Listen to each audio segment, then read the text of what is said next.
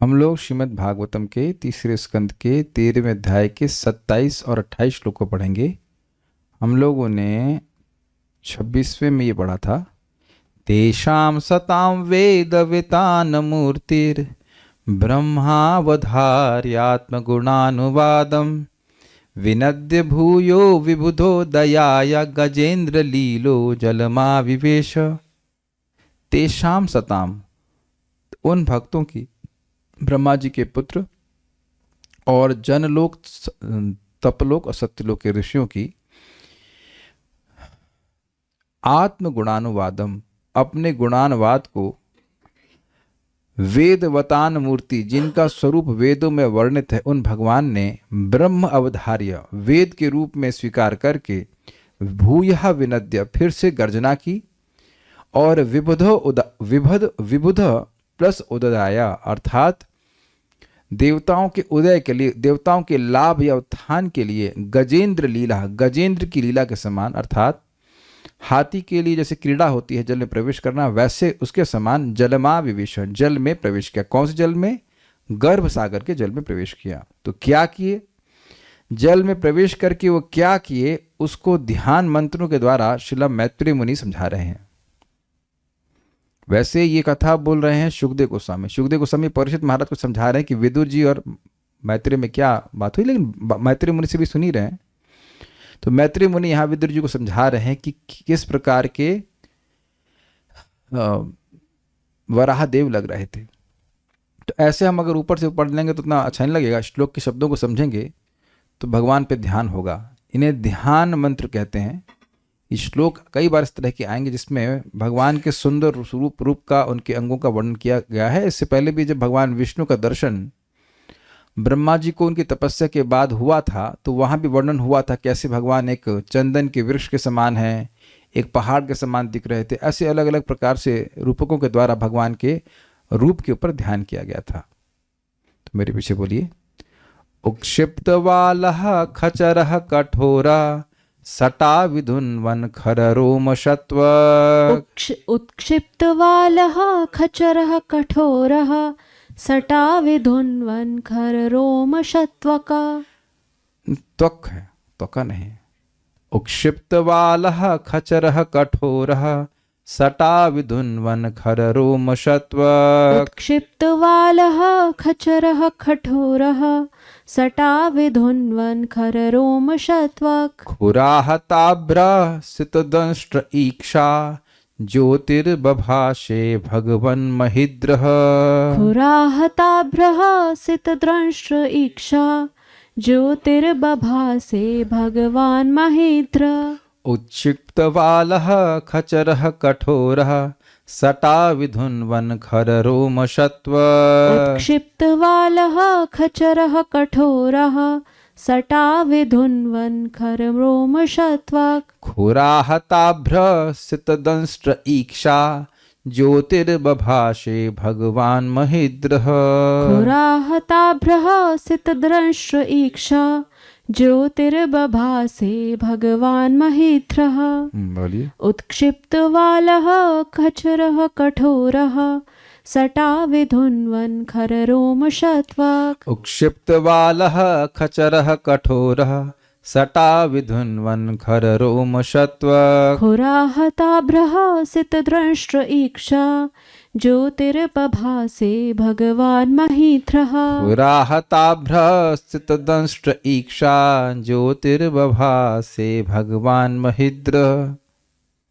हम बीच में जब तक श्लोक बोला जाता है सब लोग भक्तों का दर्शन कर लेते हैं कौन कौन भागवत सुनने के लिए आए। धर्म क्षेत्र, जूम क्षेत्र की कथा सुनने के लिए कौन से लोग आने, कथा सुनने के लिए आए हुए लोग क्या किए। So let me have darshan of the devotees.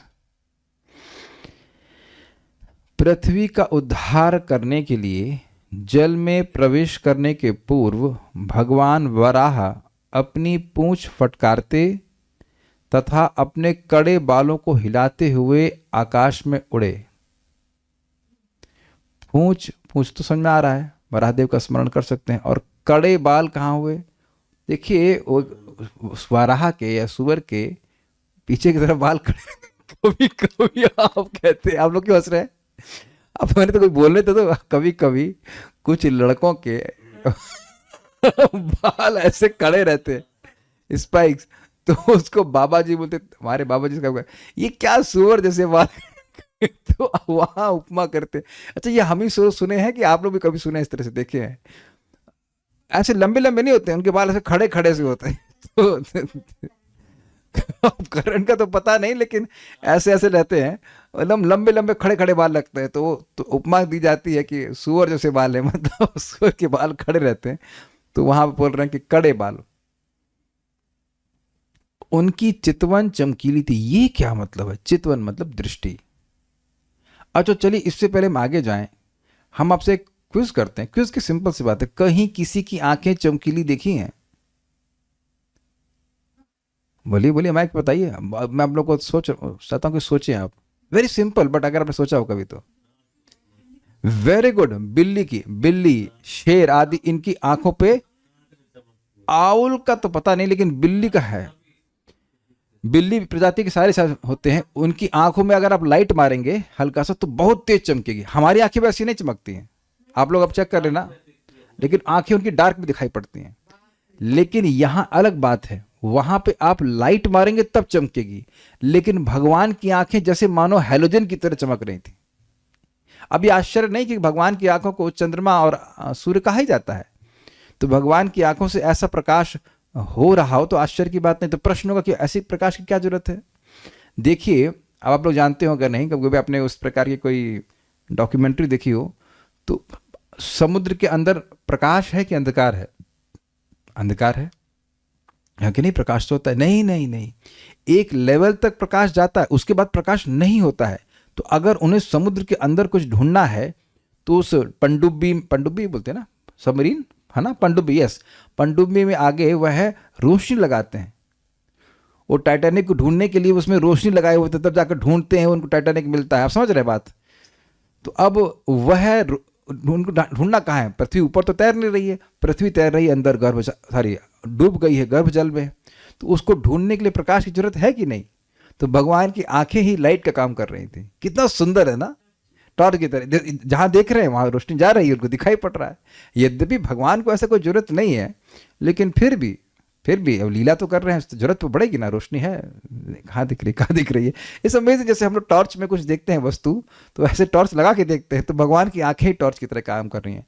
आप कहेंगे ये कैसे संभव है? तो ब्रह्म संहिता में सुने हैं ना, अंगानि यस् सकलेन्द्रिय वृत्ति मांति पश्यन्ति पांति कलयन्ति चिराम जगंती आनंद चिन्मय रस, आनंद चिन्मय रस सदुज्ज्वल विग्रहस्य गोविंदमादि पुरुषम तमहम भजामि। भगवान के सारे अंग किसी भी अंग का कार्य करने में समर्थ है।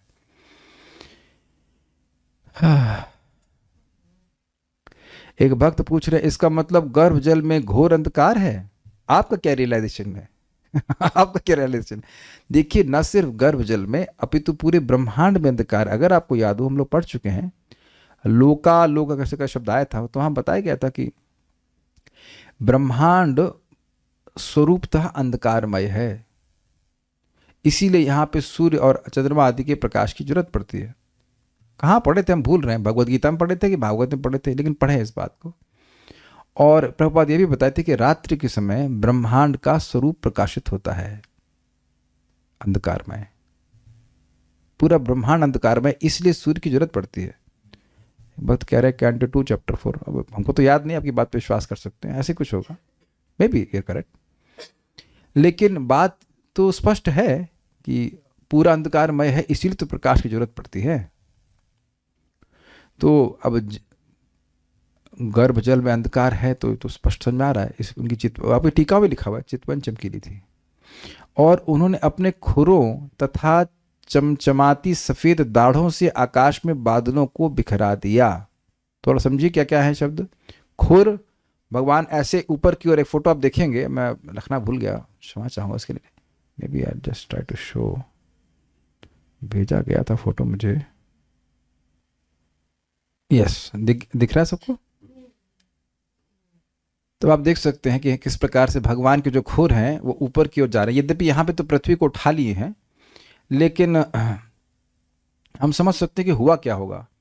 जैसे आप देखिए, कभी कोई व्यक्ति स्विमिंग पूल में कूदता है तो ऐसे नहीं कूद जाता है वो, वो पहले ऊपर उछलता है फिर कूदता है, समझ गए ना आप?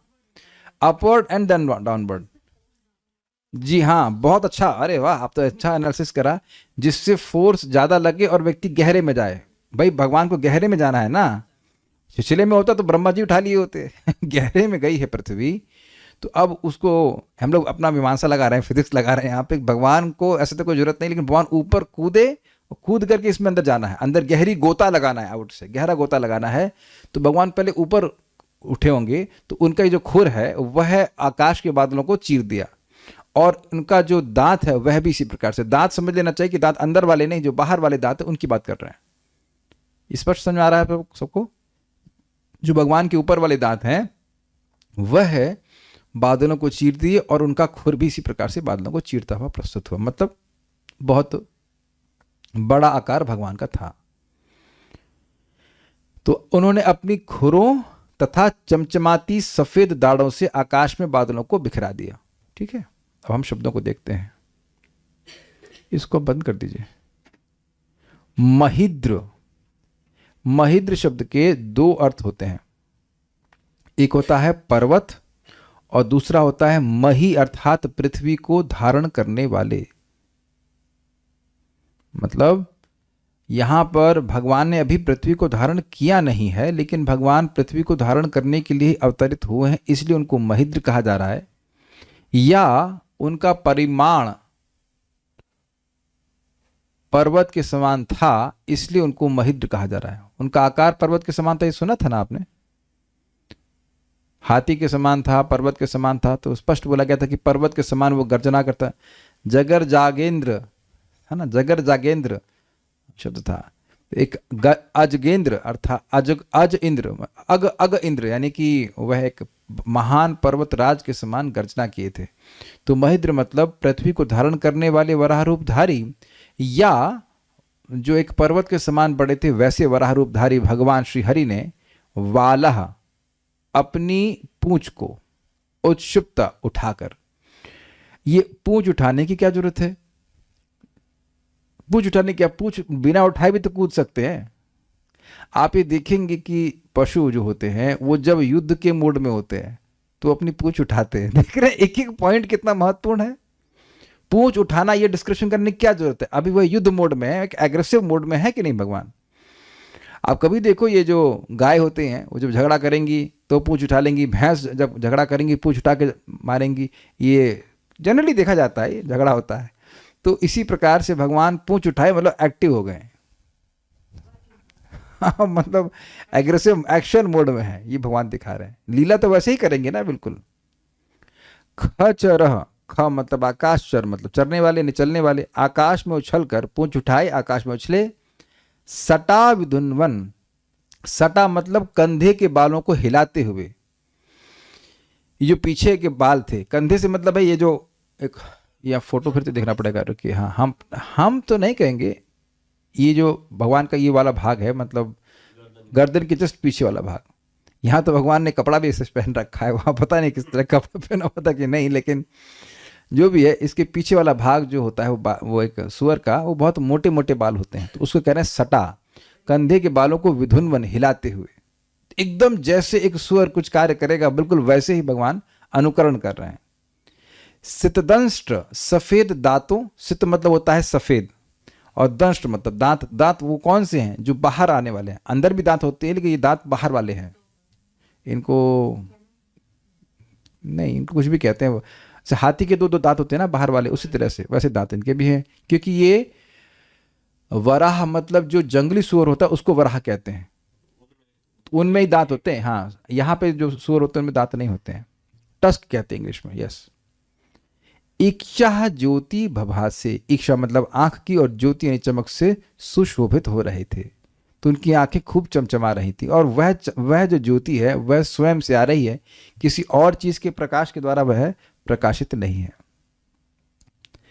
त्वक मतलब उनकी चमड़ी के, रोमश यानी रोएं, खर कठोरा, तीखे और कठोर थे। तीखे मतलब वो आगे से पैने थे, पैना समझते हैं, और कठोर मतलब वह सॉफ्ट नहीं थे, हार्ड थे।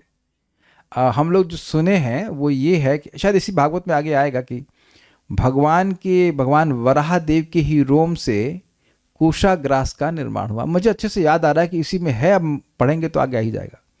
इसीलिए कुशाग्रास जो युगियों में तो वो जो लोहे का वो किया था ना, तीर का। ना ना ना ना ना ना ना ना ना, यहाँ पे आप स्पष्ट देखेंगे भगवान के, अभी आएगा, मैं पढ़ा हूँ इसी से, और तो कहीं पढ़ा नहीं कि मैं सुना है, बड़ा आएगा मेरे ख्याल से कि भगवान के जो रोम हैं, ये जो कठोर रोम है, तीखे और कठोर रोम है, इन्हीं से कुशाग्रास का आविर्भाव होता है, इसलिए बहुत पवित्र माने जाते हैं।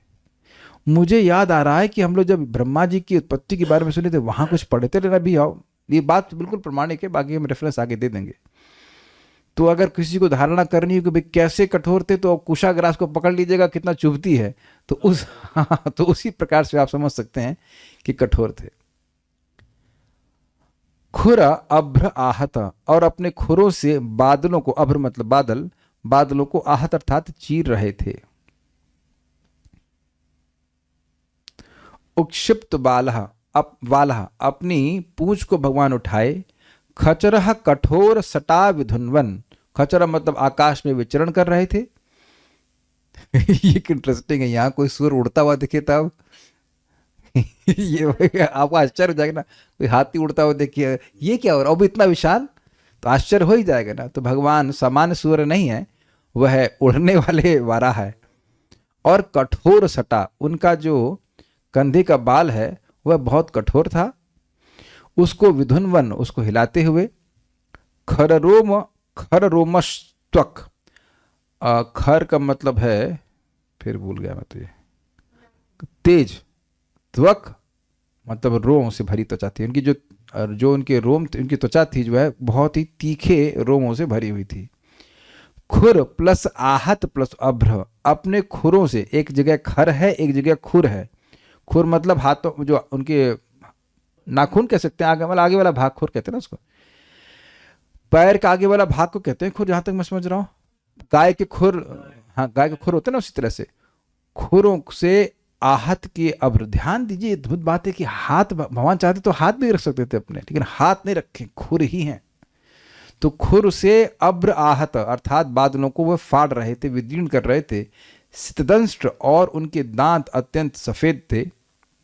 इक्षा ज्योतिर्भभा से, अपनी आंखों की ज्योति से भगवान बड़े सुंदर प्रतीत हो रहे थे, चमकीले। ऐसे भगवान महिद्र, कौन ये सब, जो मही को, पृथ्वी को धारण करने वाले भगवान श्री हरि, श्री वराहदेव थे। ऐसे भगवान इस प्रकार से प्रवेश किए। तो ये देख रहे हैं कि कितने डिटेल में मैत्रेय मुनि वर्णन कर रहे हैं वराहदेव का। ये दिखा रहा है कि वराहदेव कितने प्रिय लग रहे हैं। मैं नहीं समझ रहा हूं कि इतने डिटेल में हमने कभी किसी वराह को देखा होगा। Please raise hand if you have done that. अब बताइए कि मैत्रेय मुनि किसी वराह का वर्णन कर रहे हैं इतने डिटेल में कि उसके खुर ऐसे हैं, उसके ऐसे, जैसे कि कल मैं वर्णन कर रहा था कि कोई अपनी प्रेमिका के बारे में बोलेगा कि भाई तुम्हारी आंखें ऐसी हैं, तुम्हारी नाक ऐसी है, तुम्हारी ये ऐसा है, तो उसका सो कॉल्ड प्रेम है, इस कारण से ऐसे वर्णन करता है। लेकिन सुअर का ऐसा कौन वर्णन करता है कि उसके बाल ऐसे हैं, उसके हाथ ऐसे हैं, उसके दांत ऐसे हैं? ऐसा तो कोई वर्णन नहीं करता है। और उसके बारे में बभाष्य शब्द तो उपयोग नहीं करेगा कि बड़ा सुंदर लग रहा है। I mean that will be called crazy, craziness कही जाएगी कि नहीं। सुअर के बारे में आपसे क्यों बोल रहे हैं? इसका मतलब ये सूचित करता है कि ये दिव्य सुअर है, ये दिव्य वराह है, इनका हर चीज बहुत सुंदर है। नहीं तो किसी सुअर के लिए मुनिजन वेद के मंत्र नहीं बोलते हैं। वेरी इंटरेस्टिंग बात, बहुत इंटरेस्टिंग बात है सब, ठीक है ना। अब एक प्रश्न कर रहे हैं भक्त कि कहां से कूदे। अच्छा अच्छा अच्छा, मैत्रेय मुनि से पूछो, काहे नहीं बताए कहां से कूदे। अब आप ये बताओ कि क्या इस प्रश्न की कोई प्रासंगिकता है कि कहां से कूदे? आप बताओ। इसीलिए महाराज कहते हैं कि प्रश्न हो तो करिए, बना के मत कीजिए। अगर, अच्छा चलो एक हमें एक क्या कहते हैं पैक्ट रखते हैं, अगर फालतू प्रश्न किया तो नाम लेके डांटूंगा, ठीक है? अच्छा प्रश्न किया तो नहीं बोलूंगा, लेकिन अगर फालतू प्रश्न किया तो नाम रख के डांटेंगे, और मतलब वो रिकॉर्ड रहेगा जब तक यूट्यूब रहेगा। ओके, इसका ध्यान रखना, इसलिए बहुत सोच समझ के प्रश्न करना। उससे क्या मतलब कहाँ से कूदे? आपके घर से कूदे, आपका घर तोड़ दिया, अब वो क्या दिक्कत है? बताइए, ठीक है।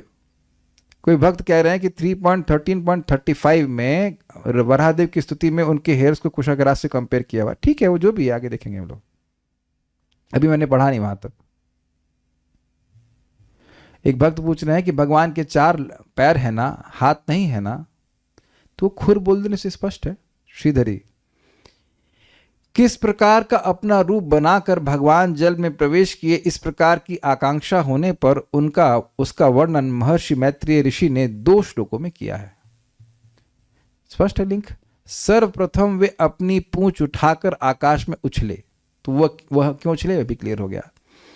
वे अपने गर्दन के बालों को फड़फड़ाकर अपने खुरों के आघात से बादलों को तितर बितर करने लगे। उनका शरीर कठोर था, उनकी त्वचा पर कड़े कड़े बाल थे, उनके दांत श्वेत थे और आंखों से तेज निकल रहा था। वही प्रकाश का काम करता था, क्योंकि उस समय दूसरा कोई प्रकाश था ही नहीं। इस तरह से वराह भगवान सुशोभित हो रहे थे। महिद्र अर्थात पृथ्वी के उद्धार करता। बिल्कुल स्पष्ट है, कोई व्याख्या की जरूरत नहीं, सारार्थ दर्शनी।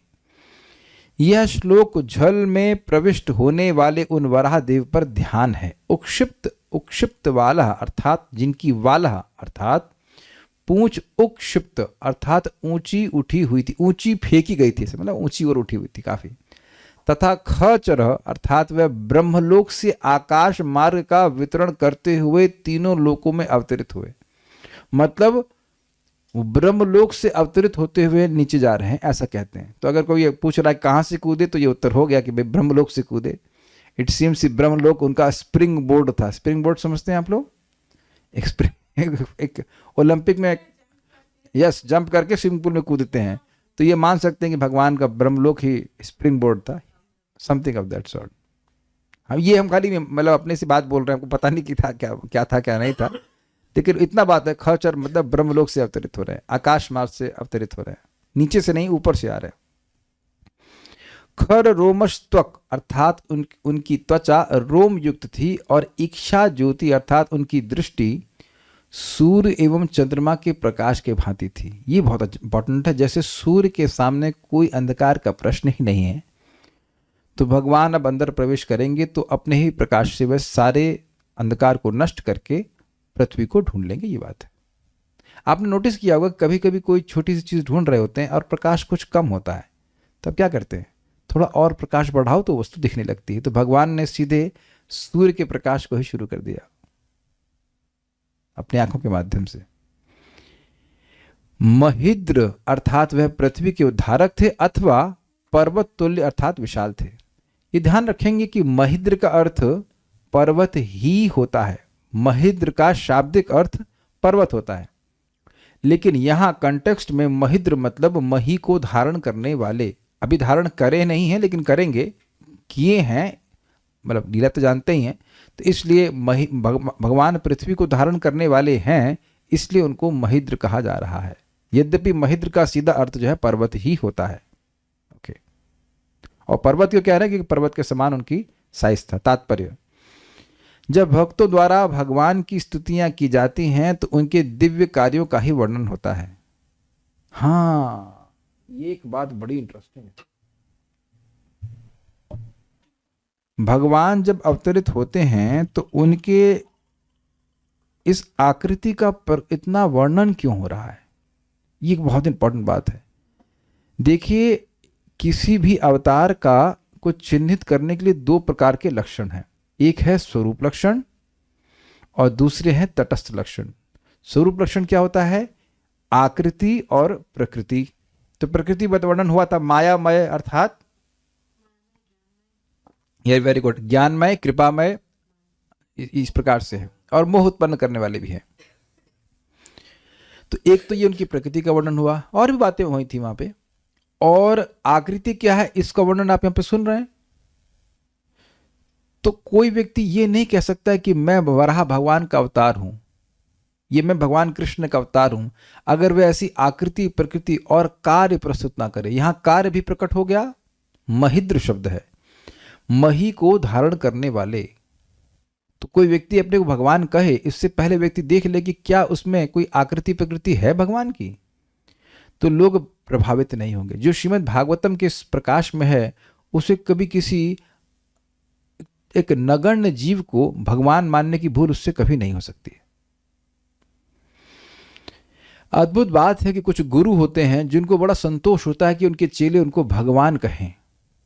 वो बिल्कुल नाम नहीं बोलना चाहते ऐसे लोगों का, लेकिन भगवान और फिर अपना नाम फिलअप कर देते हैं। हद हो जाती है। और उनसे पूछो कि भगवान की दाढ़ी क्यों निकल रही है, भगवान को जहर दे के मार क्यों दिया गया, इत्यादि इत्यादि। भगवान को पुलिस क्यों पकड़ ले गई, भगवान कृष्ण की दाढ़ी नहीं निकल रही कभी। और कौन सा शास्त्र तुम्हारा वर्णन किया है। महाराज तो बड़ा सुंदर कहते हैं, भगवान को अवतरण करने के लिए देवता लोग गए प्रार्थना करने के लिए, आपके अवतरण के लिए कौन प्रार्थना करने गया, कोई भी नहीं। तो विचार करना चाहिए कि अपने और भगवान में कितना बड़ा भेद है। ये दृष्टता कभी नहीं करनी चाहिए। ठीक है, भगवान वराह के कुछ दिव्य गुण यहां दिए गए हैं। क्या मतलब सारे गुणों का वर्णन संभव नहीं है।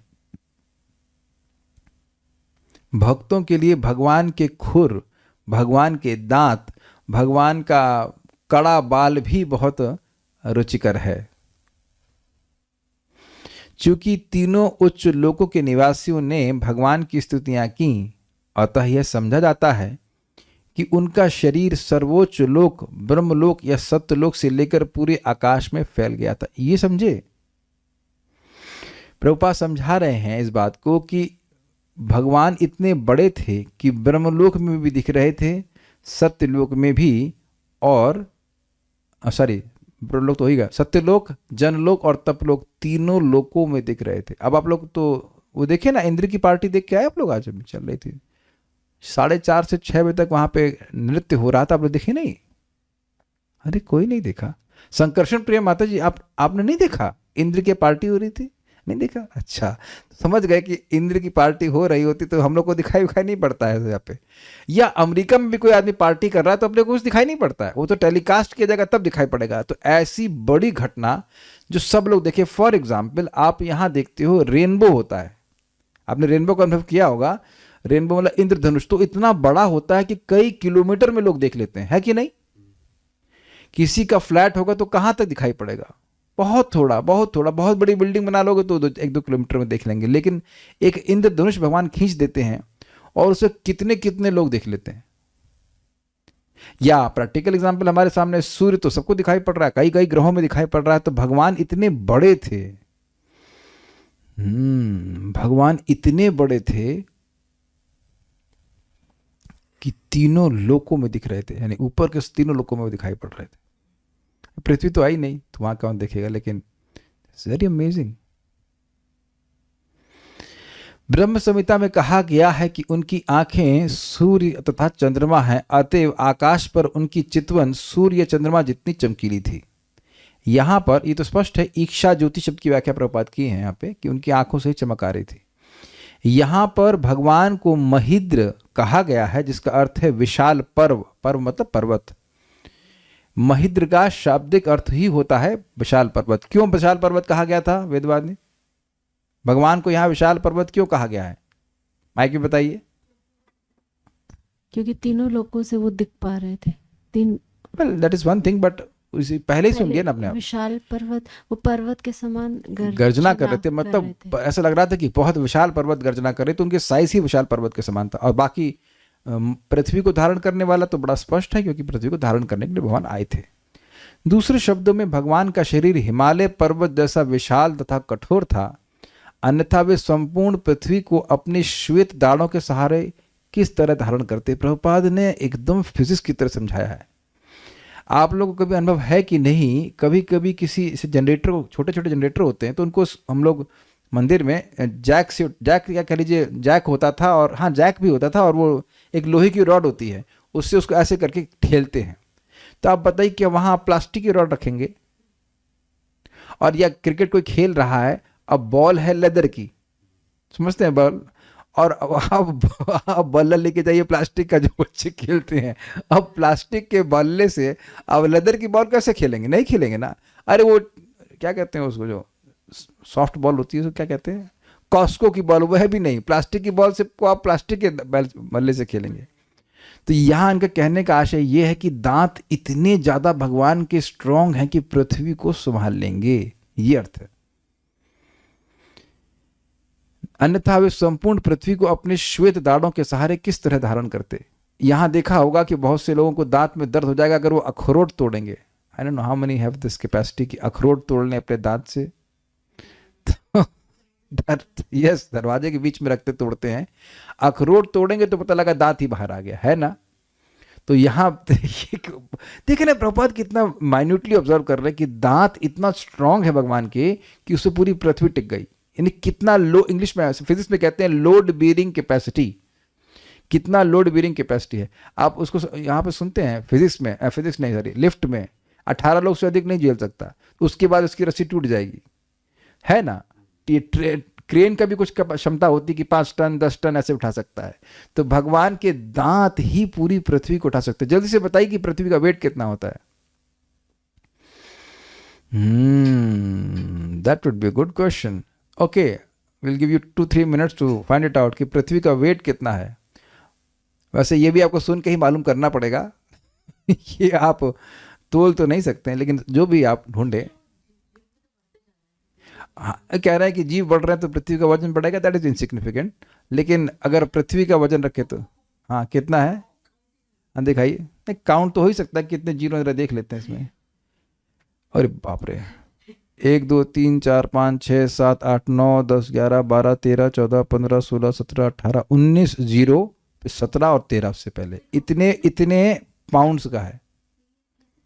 अब जो भी किया हो, कुछ लोग ऐसे कर रहे हैं यहाँ पे 5.972 इंटू 10⁻24 kg, इतना वजन भगवान के दांतों ने झेल लिया। ये अद्भुत बात है कि भगवान बिल्कुल परिश्रम के बिना पृथ्वी को तो उठा सकते हैं, पृथ्वी का तो उद्धार कर सकते हैं, लेकिन मैं इतना पतित हूं कि मेरा उद्धार नहीं कर सकते, है ना। मेरी बात सुनिए आप। एक साधक जो है वो कभी कभी इस प्रकार की मूर्खता करता है कि सोचता है कि भगवान सबका उद्धार कर सकते हैं, पृथ्वी का भी उद्धार कर सकते हैं, लेकिन मेरा नहीं कर सकते। That is foolishness. इस सारी बातों को सुनकर, लीला को सुनकर भगवान की अद्भुत अचिंत शक्ति को स्वीकार करना पड़ेगा। कुछ भी कर सकते हैं भगवान। और ये कोई परिश्रम नहीं था, इसलिए परिश्रम नहीं था, इसको हम पहले सुन चुके हैं। गजेंद्र लीला, जैसे आप जानते हैं कि गजेंद्र, क्या नाम था उनका, गजेंद्र नाम था। गजेंद्र ने एक फूल उठाया कमल का और भगवान को अर्पण किया, तो क्या परिश्रम लगा। तो जैसे एक कमल को एक हाथी तालाब में प्रवेश करके कमल को उखाड़ लेता है, धारण कर लेता है अगर कहा जाए, तो उसमें कोई परिश्रम नहीं है। उसी प्रकार से भगवान अंदर प्रवेश करके पृथ्वी को अपनी दांत पर उठा लेंगे, कोई परिश्रम नहीं। दो बात आ रही हैं, एक कि उठाने में कोई परिश्रम नहीं है, और दूसरा बैलेंस करने में कोई परिश्रम नहीं है। ये भी अद्भुत बात है कि भगवान हाथ लेकर नहीं प्रकट हुए हैं। अगर आपको देखा जाए सुविधा के लिए, तो भगवान हाथ लेकर प्रकट होते तो आराम से पृथ्वी को पकड़ लेते, लेकिन भगवान दांत से बैलेंस कर रहे हैं। This is amazing. Don't try it at home. दांत से कुछ बैलेंस करने का प्रयास कीजिए, कैसे हो सकता है। कभी कभी कुछ लोग करते हैं, दांत में कुछ ऐसे कुछ डंडा लगा लेंगे, फिर कुछ बैलेंस कर लेंगे, तो उसमें लोग ताली मारते हैं। लेकिन भगवान क्या कर रहे हैं, देखिए अद्भुत। भगवान के महान भक्त कविवर जयदेव ने इस घटना को अवतारों की अपनी स्तुति में इस प्रकार गाया है। मेरे को मृदंग देंगे, हम लोग गाएंगे इसको, बहुत अच्छा है, बहुत सुंदर है ये, इट्स वेरी नाइस। इसीलिए मैं जब वराहदेव का आविर्भाव आदि होता है तो मैं उसको ना मतलब आराम से पढ़ाना चाहता हूँ, इन द सेंस एक एक पॉइंट को अच्छे से पढ़ाया जाए, तब तो हम अच्छे से समझा सकते हैं। तो यहाँ पे हम लोग कुछ इसको गाएंगे। ये नरसिंह हम लोग स्तुति करते उसी तरह से आएगा। वसति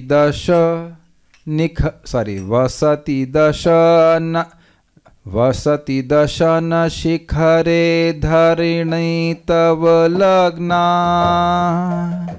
शशनि कलंक कलेव निमग्ना। बोलिए। वसति दशन शिखरे धरणी तव लग्ना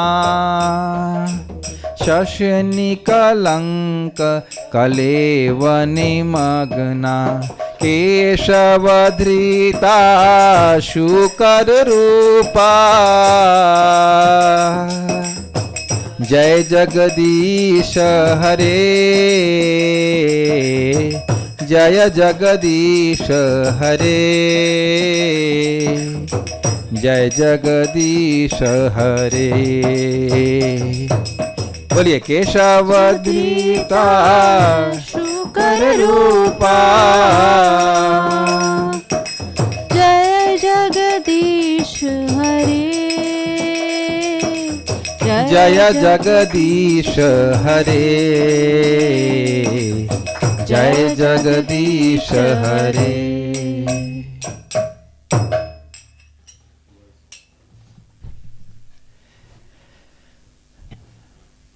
भगवान केशव यानी कृष्ण की जय हो जो शूकर के रूप में प्रकट हुए। तो वही भगवान कृष्ण हैं, यद्यपि वे शूकर रूप में दिख रहे हैं।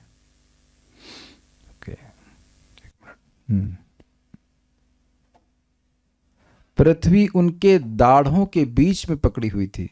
दाढ़ मतलब ये वाला नहीं जो बाहर निकला था, उसमें जो चंद्रमा पर कलंक के निशान जैसा प्रतीत हो रही थी। चंद्रमा क्या है इसमें? भगवान।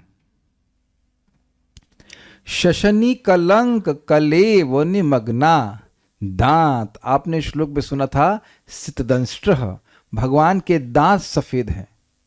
तो उन सफेद सफेद दांतों पे पृथ्वी कलंक के समान लग रही है।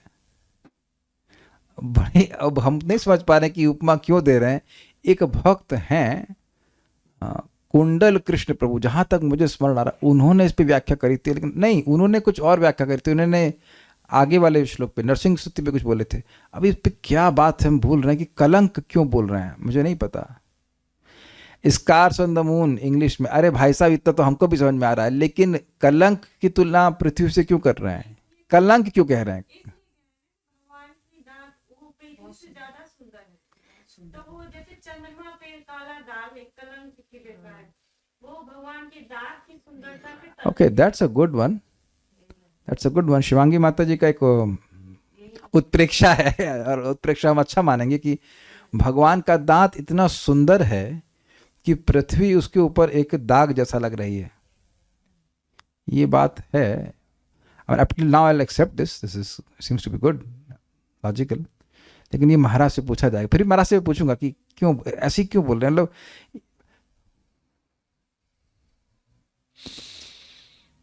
इतनी तो समझ में आ रहा है कि भगवान का दांत भी खूब चमचमा रहा था चंद्रमा की तरह। हाँ, नख भी चमकता है और उनका दांत भी चमक रहा है और खूब धवल है, सफेद है। लेकिन अब ठीक है, विचार किया जाएगा इस पे, तो पूछेंगे कुछ अच्छा। बस नहीं, जब फंसना भी जरूरी है, फंसेंगे तो समझ में आता है कुछ। ठीक है, इसको मैं और कुछ सोचूंगा इसके ऊपर क्या हो सकता है, कोई टीका है अगर तो।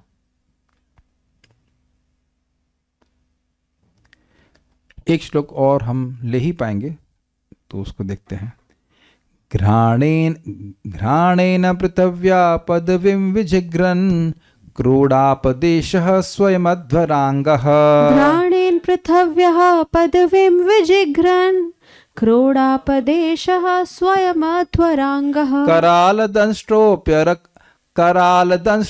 करालदृग्भ्याम् उद्वीक्ष्य विप्रान् गृणतो विशत्कम्। करालदृशोऽप्य करालदृग्भ्याम् उदीक्ष्य विप्रान् गृणतो विशत्कम्। घ्राणेन पृथिव्याः पदवीं विजिघ्रन् क्रोडापदेशः स्वयमध्वरांगः। घ्राणेन पृथिव्यः पदवीं विजिघ्रन् क्रोडापदेशः स्वयमध्वरांगः। करालदंष्ट्रोप्य करालदृग्भ्याम् उद्वीक्ष्य विप्रान् गृणतो विशत्कम्। करालदंष्ट्रोप्य करालदृग्भ्याम् उद्वीक्ष्य विप्रान् गृणतो विशत्कम्। बोलिए। घ्राणेन पृथिव्यः पदवीं विजिघ्रन् क्रोडापदेशः स्वयमध्वराङ्गः घ्राणेन पृथिव्या पदवीं विजिघ्रन् क्रोडापदेशः स्वयमध्वराङ्गः करालद्रंशोऽप्यकरालदृग्भ्याम् उद्वीक्ष्य विप्रान् गृणतो विशत्कम् करालदंष्ट्रोप्यकरालदृग्भ्याम् उद्वीक्ष्य विप्रान् गृणतो विशत्कम्। सुनने में कैसा लग रहा है? हमको इस थर्ड लाइन बड़ी अच्छी लग रही है। करालदंष्ट्रोप्यकरालदृग्भ्याम् उद्वीक्ष्य विप्रान् गृणतो विशत्कम्।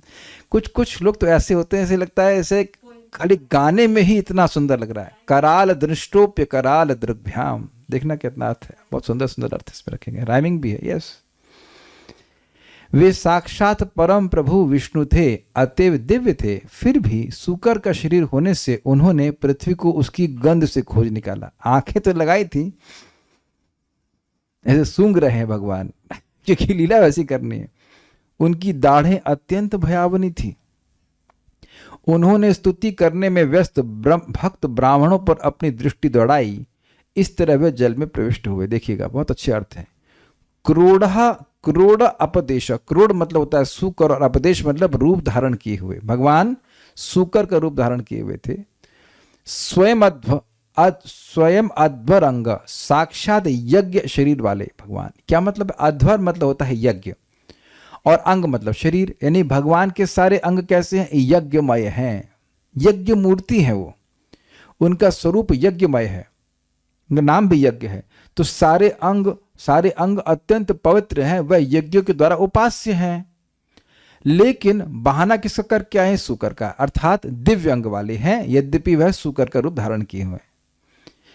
तो क्योंकि सूकर का रूप धारण किए, इसलिए घ्राणे न विजिग्रण, अपनी नाक से, घ्राण इंद्रिय से सूंघ सूंघ कर पृथिव्या पदवीम, पृथ्वी की स्थिति पता लगा रहे थे। पदवी कहाँ मतलब? पदवी मतलब स्थिति, पृथ्वी कहाँ है मालूम कर रहे थे। कोई चीज अगर नहीं दिखती है तो सूंघ के मालूम करते हैं। जैसे आज हम फ्रिज खोल रहे थे, देखें खुशबू आ रही है, मतलब खुशबू नहीं, कुछ अजीब सी महक आ रही थी, तो बताया गया कि भाई टमाटर की महक है। हमने कहा टमाटर की महक तो नहीं है। तो आपने भी देखा होगा इस तरह की महक से आप निर्णय करते नहीं, कुछ और चीज़ की, कुछ और चीज़ खोजते हैं। देखा वो इडली का बैटर रखा हुआ था, वटेवर, तो उसे बाहर निकाला। तो ये चीज़ भगवान, हम लोग की सूंघने की शक्ति बहुत कम है, लेकिन भगवान, ये कुछ जंतु विशेषों की विशेष जो होते हैं उनकी सूंघने की शक्ति बहुत ज़्यादा होती है। जैसे आप जानते हैं कुत्ते जो है बॉम्ब मालूम कर लेते हैं। इंसान तो हो सकता है उसी बॉम्ब के ऊपर बैठ के चैट कर रहा होते हैं, फट गया और खत्म कहानी। होता है ना, हो ही रहे होता, बातें कर रहे होते हैं, फट गया, खत्म। उन्हें कुछ मालूम ही नहीं, इनको कुछ गंध भी नहीं आई और कुत्ते पकड़ लेते हैं। यहाँ तक कि हमने सुना है कि जो होते हैं ना, चोर डकैत होते हैं, अगर किसी का कपड़ा मिल जाए तो कहीं भाग रहा होता है दूर, तो उसके कपड़े को सुखा देते हैं कुत्ते को, तो कुत्ता समझ लेता है कि वो कितनी दूर पे उसकी गंध आ रही है। It's like that. तो ये मैं एग्जाम्पल दे रहा हूं कि ढूंढने का शक्ति इनमें होती है ग्रहण के द्वारा। तो इस प्रकार से पृथ्वी का पता लगा रहे थे कि लीला वह शुक्र करना है। अब ये इंटरेस्टिंग है, कराल दृष्टोप्य, कराल मतलब भयानक, विकराल, सुना है शब्द आपने? विकराल शब्द सुना होगा आपने, हाँ, बहुत भयानक। दंष्ट, भयानक दाढ़ होने पर भी, जो देखने में बहुत भयानक लग रही थी, गृणतः, स्तुति में लीन, विप्रान, वे ब्राह्मणों को अकराल दीर्घभ्याम, समझे? कराल और अकराल, अकराल मतलब जो भयानक नहीं है, ऐसे नेत्रों से उद्वीक्ष, मतलब यद्यपि भगवान देखने में भयानक लग रहे हैं, भयानक मतलब उनके दांत भयानक लग रहे हैं, लेकिन अपने भक्तों के प्रति वह अत्यंत अकराल दृष्टि अर्थात मृदु दृष्टि रखते हैं, स्नेहमयी। एग्जैक्टली जैसे इस जगत में देखा जाता है कि जो शेर है, शेरनी है, वो बहुत भयानक लगती है, लेकिन अपने बच्चों के प्रति अत्यंत स्नेहिल होती है। तो यहाँ भगवान का जो गुणगान कर रहे हैं, उससे भगवान बड़े स्नेह में दृष्टि से देखते हुए कि तुम डरो मत, तुम्हारे परेशानी को मैं सॉल्व करूंगा, मतलब समस्या का समाधान करूंगा। फिर भगवान कम आवश्यक जल में प्रवेश किया। इस प्रकार से देख रहे हैं कि भगवान इतने बड़ा कार्य कर रहे हैं, कूदते कूदते भी बहुत सारे कार्य करती है। ठीक है, श्लोक देखिए। घ्राणेन पृथिव्या पदवीम विजिग्रन, घ्राण के द्वारा, घ्राणेन्द्रिय के द्वारा, सूंघने के द्वारा पृथ्वी की स्थिति को सूंघते हुए, ढूंढते हुए, क्रोड़ापदेश स्वयंध्वरांग, यद्यपि भगवान स्वयं ही यज्ञांग है, यज्ञ अंग है, अर्थात यज्ञ शरीर वाले हैं, दिव्य हैं, फिर भी क्रोड़ापदेश, फिर भी वह सुअर के वेश बनाए हुए हैं, रूप में है। कराल दंष्टो अपि, यद्यपि उनके दांत कराल अर्थात विकराल भयानक लग रहे हैं, फिर भी अकराल दृग्भ्याम, दोनों अकराल दृष्टियों से अर्थात दोनों आंखों से जो कि अत्यंत मृदु लग रही थी, मृदु मतलब स्नेहमयी थी, उनसे उद्विक्ष देखकर किनको, विप्रान भक्तों को जो उनकी स्तुति कर रहे थे, विप्रहान गृणतः जो उनकी स्तुति कर रहे थे, आवशत कम, कम मतलब जल में भगवान ने प्रवेश किया। सारार्थ दर्शनी, यह श्लोक वराह देव की लीला को कहता है। अध्वरंग अर्थात स्वयं वेद स्वरूप होने पर भी उन्होंने क्रोड़ोपदेश अर्थात सुकर का अनुकरण करते हुए लीला विलास किया, और कम का अर्थात जल। ये पूरी टीका नहीं है, उस टीका में कुछ अनुपहुति अलंकार के बारे में कुछ कह रहे हैं, हमको कुछ समझ में नहीं आया। मैंने बहुत प्रयास किया लेकिन मेरे को नहीं समझ में आया, तो अंग्रेजी जानती हूँ और कुछ अगर मैं आप लोग को हिंट दे रहा हूँ, अनुपहुति अलंकार, क्रोड़ापदेशो, ये स्वयंध्वरांगा, ये लाइन जो है ये अनुपहुति अलंकार की व्याख्या है, का उपयोग है। हमारे ऊपर चला गया, हमें कुछ समझ में नहीं आया। अलंकार वगैरह मैंने पढ़ा नहीं है तो हमको नहीं समझ में आया। कोई जानकार व्यक्ति हो तो ढूंढ के बताएगा। हिंदी जो पढ़े हैं, तो यहाँ कोई व्यक्ति हिंदी की टीचर है, शायद अगर अपने अलंकार वगैरह पढ़े हैं, एमए अगर किया हिंदी से, नहीं है हिंदी वाले दिख रहे हैं, नहीं हिंदी वाले नहीं दिख रहे। ओके, एनीवेज, तो अगर आप किसी को कोई जानता हो तो उसको पढ़ लीजिएगा, हमको तो समझ में नहीं आया क्या था वो। एनीवेज, तात्पर्य, हमें यह सदैव स्मरण रखना होगा कि यद्यपि सूकर का शरीर भौतिक होता है, किंतु भगवान का सूकर रूप भौतिकता से कलमशग्रस्त नहीं होता है, नहीं था। किसी पार्थिव शुकर के लिए संभव नहीं कि वह ऐसा विराट रूप धारण कर सके जो सत्यलोक से लेकर पूरे आकाश में फैला हो। इसलिए हम दिव्य बातें कर रहे हैं, दिव्य स्तर पर है। उनका शरीर सभी परिस्थितियों में दिव्य होता है, अतएव शुकर रूप धारण करना उनकी लीला मात्र है। उनका शरीर संपूर्ण वेद है या दिव्य है, किंतु क्योंकि उन्होंने शूकर का रूप धारण किया था, अतः वे शूकर की तरह सूंघ कर पृथ्वी की खोज करने लगे। बिल्कुल स्पष्ट है, भगवान किसी भी जीव की भूमिका पूरी तरह से निभा सकते हैं। शूकर का विराट रूप निश्चय ही समस्त भक्तों के लिए अति भयानक था, इसीलिए कहा गया करालपि दृष्टा, किंतु भगवान के शुद्ध भक्तों के लिए वह तनिक भी भयावह नहीं था, इसीलिए कहा अकराल दृग्भ्याम। विपरीत इसके वे अपने भक्तों पर इतनी प्रसन्नता से दृष्टिपात कर रहे थे कि उन सबों को दिव्य सुख का अनुभव हुआ। तो बिल्कुल स्पष्ट है, और वह ऐसा क्यों कर रहे थे कि गृणतः भगवान के यश को भक्त लोग गा रहे थे। ओके, तो और कोई प्रश्न यहाँ पे नहीं था, क्लियर, विल स्टॉप नाउ।